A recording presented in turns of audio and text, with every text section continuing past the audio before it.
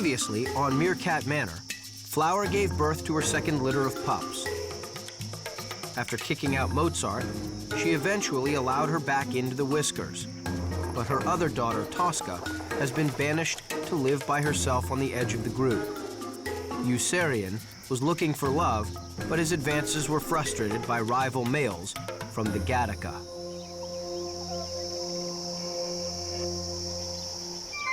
Meet the Whiskers. Flower, the leader of the group, Zaphod, her partner, Eucerian, with some social problems, Mozart, the caring one, Tosca, the rebellious one, courageous little Shakespeare, and the naughty kids. Welcome to Meerkat Manor. Meerkat Manor is a 3-square-mile patch of the Kalahari Desert in South Africa. It's home to the Whiskers, a 40-strong gang of meerkats. They're part of a 10-year study by Cambridge University biologists. And their lives are being monitored round the clock by our cameras. So far, we've witnessed this extended family survive a deadly snake attack, aerial ambushes, and vicious battles with their nomadic rivals, the lazuli.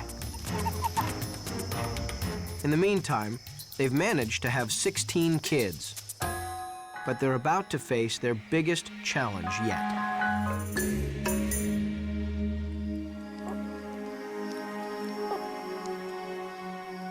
It's been 3 weeks since Flower gave birth to her latest litter. With her new, healthy pups doing well above ground, the group has never been so big. Even after the death of Mozart's pup 4 weeks ago, there are still 15 youngsters to look after, and living conditions are starting to get very cramped indeed. Everybody needs to pull their weight.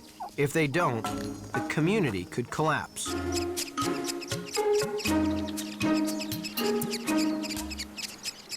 It's business as usual in the morning.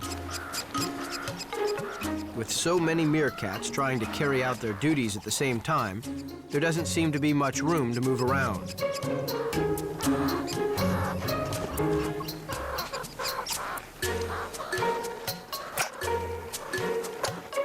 The dust cloud is really starting to get up Kinkajou's nose.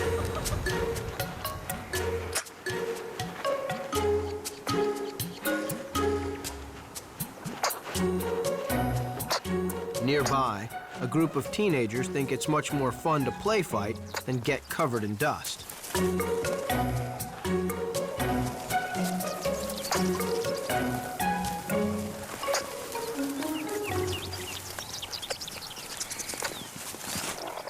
Flower's partner, Zaphod, enters the fray, but he has a tough time stamping his authority on the troublesome gang. While he scent marks to show them that he's boss, they take little notice of him. By letting Tosca and Mozart's pups live, Flower has let the size of the group mushroom out of control. Her leniency may come back to haunt her. If the dominant pair can't take command, then something is going to snap. While safety in numbers is good, this many meerkats living together is making everybody's life difficult.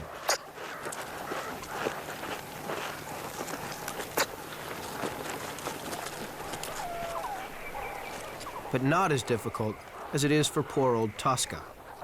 She's hanging around the burrow trying to find a way back into the group. But while Flower is around, she's got no chance. After her mom recently stamped down her authority and chased her away, everyone's ignoring her, and she's out in the cold on her own.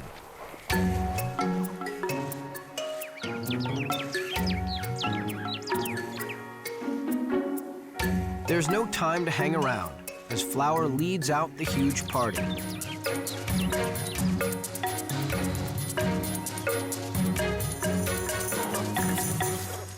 Flower's new litter must learn the necessary skills to grow strong. With the little ones along for the ride, it's the first time the whole gang has been out foraging together since the pups were born. Because there are so many meerkats out at one time, they've got to be careful that nobody becomes separated.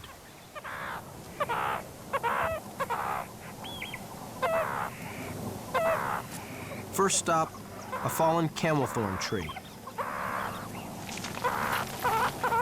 They have to be careful here. The hollow of the tree would be an ideal place for a snake to take shelter, but the hungry whiskers are willing to take the risk, especially as this is an ideal place for such meerkat favorites as scorpions.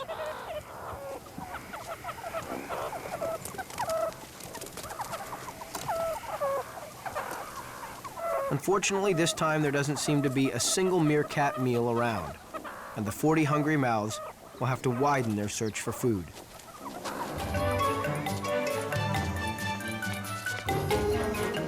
They constantly make contact calls to help all the family members locate one another. But with so many meerkats spread over a large area, the huge, unwieldy group begins to split into two. It's impossible for Flower to keep track of everyone's whereabouts. But as she forages, she can hear calls from a small group of 7 party faithful that are sticking close to her. Her loyal and ever-present partner, Zaphod, is not letting her out of his sight. He knows she's ready to mate again. Mozart is also nearby. She's trying everything to stay on Mom's good side after having an unpleasant taste of life on her own outside the group. She's looking after one of Flower's newest pups, Dudley. And wherever Dudley is, Clive, his brother, isn't far behind. Tenacious Mitch is also part of this little band and has fully recovered after his recent illness. He's amusing himself with the local wildlife. The tortoise is less amused. Pazzo and Sparky are the final 2 adults who are happily foraging near the boss. Apart from this little band of 7, the other 32 meerkats that make up the Whiskers group have wandered away from Flower, and she hasn't a clue where they've gone. In fact, they've all congregated at their favorite watering hole nearly a mile away.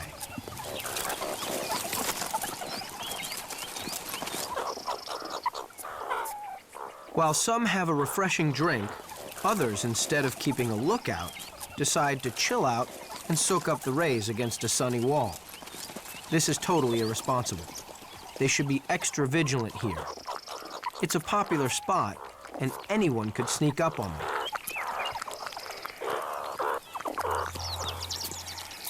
Tiring of sunbathing, the teenagers continue their boisterous games. Without Flower and Zaphod around, they can play on, uninterrupted. But trouble is on its way. Just on the other side of the watering hole, there is an unfamiliar face lurking.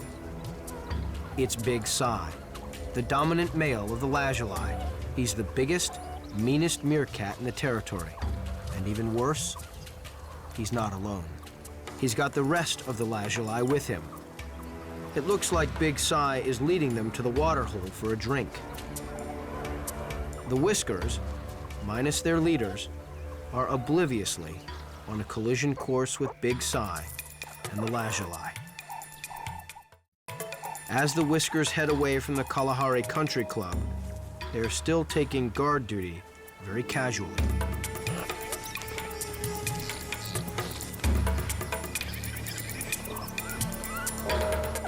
Even though they're vulnerable in the open, the naughty teenagers are still messing around. Lack of vigilance here could be disastrous. Fortunately for them, there's one older meerkat who's got his eye on the ball. It's Shakespeare. He spots the lazuli and warns the Whiskers that serious trouble is on the way.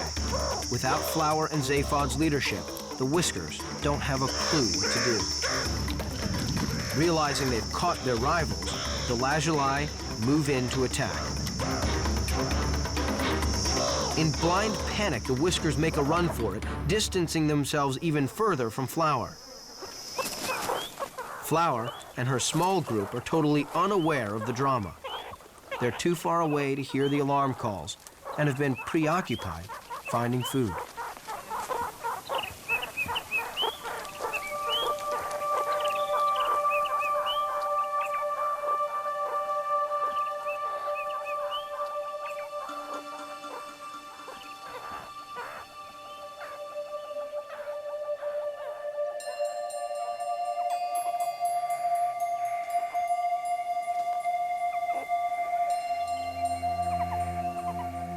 When her small gang of foragers return to the burrow, they discover there's no one else at home.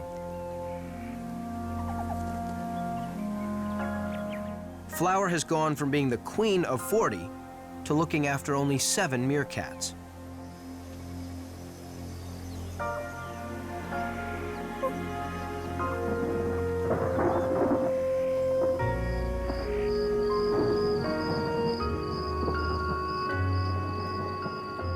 As the moon rises, the tiny group stays up late, hoping to see the rest of their family come back. If no one else returns to the burrow, this little group will be left to face the dangers of the Kalahari on their own.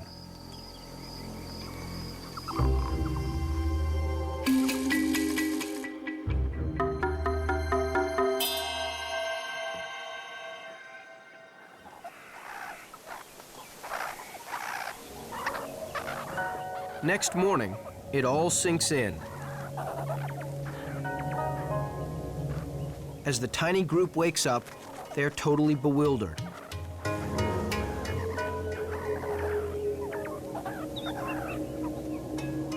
It's a shock for Flower to be part of such a small group.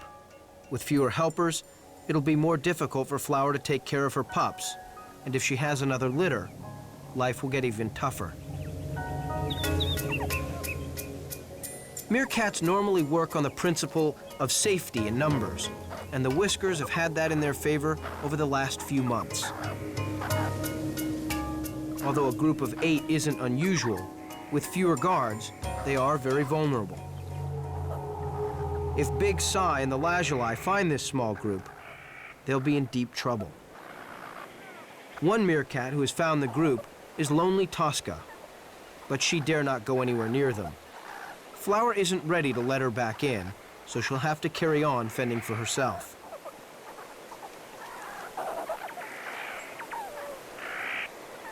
While the small group gets warm, Dudley and Clive are keeping each other company. They're oblivious to any danger. They're used to having lots of brothers and sisters to play with, and plenty of relatives to look after them and bring them food. Being on their own is going to take some getting used to.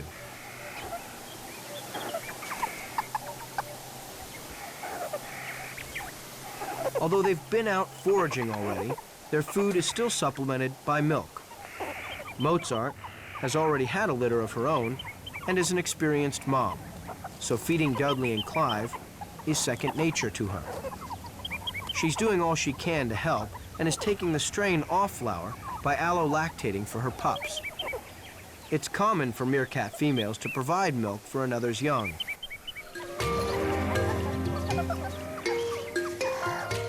Now that the group is so small, the grown-ups spend more time than usual looking out for predators and less time foraging.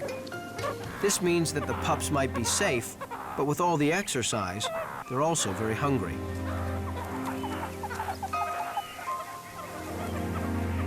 Dudley and Clive follow the adults and try desperately to get a free meal. They're totally reliant on the adults bringing them food, but their incessant begging calls aren't working. They aren't even thrown the odd snack. Their chances of getting enough food to survive without adult support are slim. Flower's in a desperate situation. She wants her pups to grow up strong and move on to solid food. But she needs to keep herself healthy so that she can also supplement their meals with milk. It's ultimately for the good of the pups, but for Dudley, having his lunch stolen by Mom doesn't seem very fair. Not content with stealing from Dudley, Flower robs Clive of his first meal of the day, too. This is a meerkat driven by instinct. What she's doing will keep her shrinking family on track. After stealing from Dudley and Clive, Zaphod's next in Flower's firing line. She's not taking his food, but she won't let him anywhere near the prey that she's just dug up. If the boss can't make ends meet, then no one can. A large gang of meerkats has been spotted on the other side of town. It's the rest of Flower's missing family. Their running away tactic seems to have worked. The lazuli return to their own manor without laying so much as a paw on this leaderless group. But they have succeeded in pushing them farther away from Flower. The Splinter Group has spent the night in a burrow area that's alive with other animals. It's home to a family of ground squirrels and a clumsy juvenile goshawk.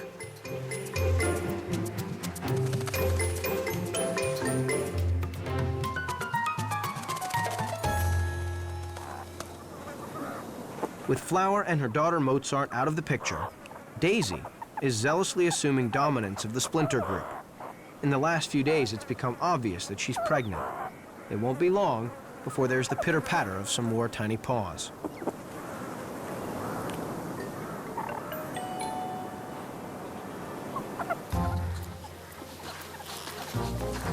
As Daisy leads the foragers for the first time, she's taking her new responsibilities seriously.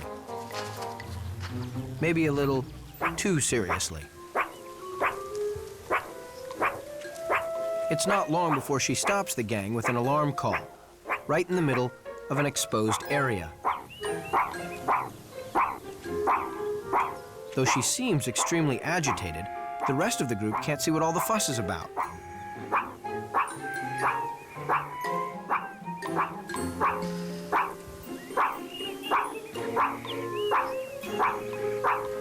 If things carry on like this leader will be here today and gone tomorrow.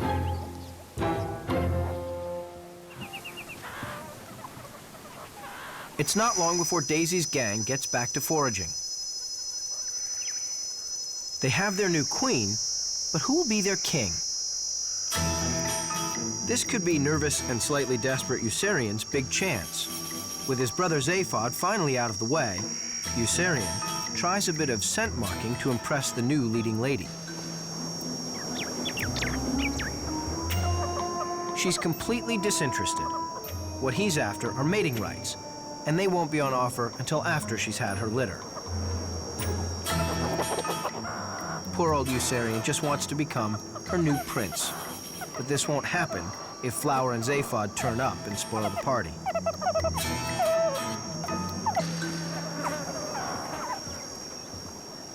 A lonely little figure appears in the distance. It's Tosca. She's found the rebels and is keeping an eye on all the action from a safe vantage point. She desperately wants to get back into the group, but after her severe reprimand from Flower, Tosca won't venture too near this gang until she knows she's got a chance of being accepted. If she does join the Splinter Group, she could cause some real trouble for Daisy, as she's older and much more experienced.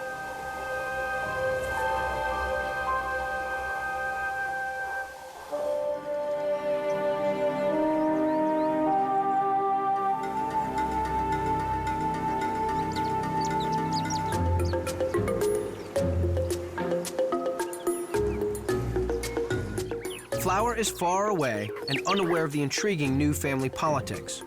Her young pups Dudley and Clive are starving because everyone has been concentrating on guard duty. And Flower has been more interested in stealing their meals than finding food of her own.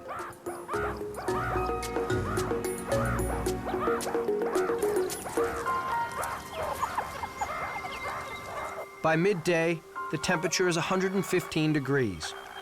The little gang is tired and hungry, and they take some time to rest up in the shade.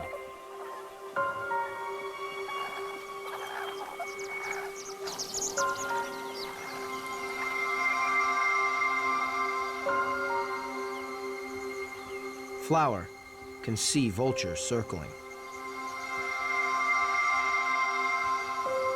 If anything happens to her group, they're ready and waiting to pick up the pieces. For Flower's faithful little gang, the adventure is only just beginning. Next week on Meerkat Manor, Dizzy Daisy faces her first big challenge as the leader of the Splinter Group, and lonely Tosca makes herself even more unpopular.